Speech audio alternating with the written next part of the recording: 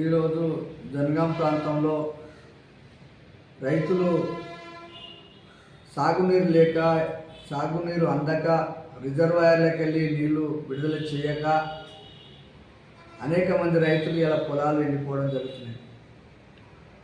ఎండిపోయిన పొలాలను ప్రభుత్వం వెంటనే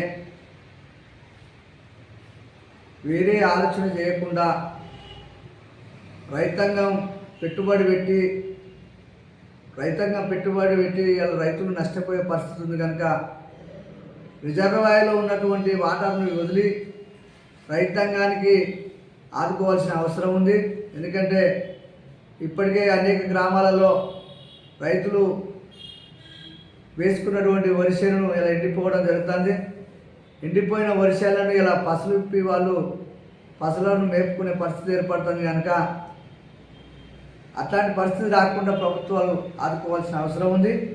ఎందుకంటే మనం అనేక పోరాటాలు అనేక ఉద్యమాలు చేసినటువంటి జనగామ ప్రాంతం, ఆ ఉద్యమాలు కూడా ఆ పోరాటాలు కూడా జనగామ రైతాంగానికి ఉపయోగపడాలని, జనగామ రైతాంగానికి ఉపయోగపడాలి. ప్రతి ఎకరాకు నీరు రావాలి, ప్రతి ఎకరాకు కూడా ఏటి కాలువల ద్వారా నీళ్లు రావాలని కలలు కన్నటువంటి తెలంగాణ ప్రాంతం. అందులో జనగామ ప్రాంతం అనేక ఉద్యమాలను చేసి పోరాటాలను చేసినటువంటి ప్రాంతం. రైతాంగానికి రైతు రుణమాఫీ వెంటనే చేసి రైతులను ఆదుకోవాల్సిన అవసరం ఉంది. రైతు భరోసా కూడా ఇచ్చి రైతులకు రైతు భరోసా కింద డబ్బులు కూడా జమ చేయాల్సిన అవసరం ఉందని డిమాండ్ చేస్తున్నాం. ప్రభుత్వానికి కూడా మేము ఒకటే విజ్ఞప్తి చేస్తున్నాం.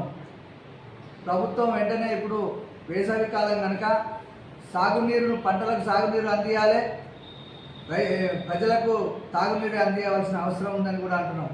రైతాంగానికి సాగునీరు, ప్రజలకు తాగునీరు అందించి వెంటనే ఇక్కడ ఉన్నటువంటి కరువుతో అలడిస్తున్నటువంటి ప్రజానికాన్ని ఆదుకోవాల్సిన అవసరం ఉందని ప్రభుత్వానికి విజ్ఞప్తి చేస్తున్నాం.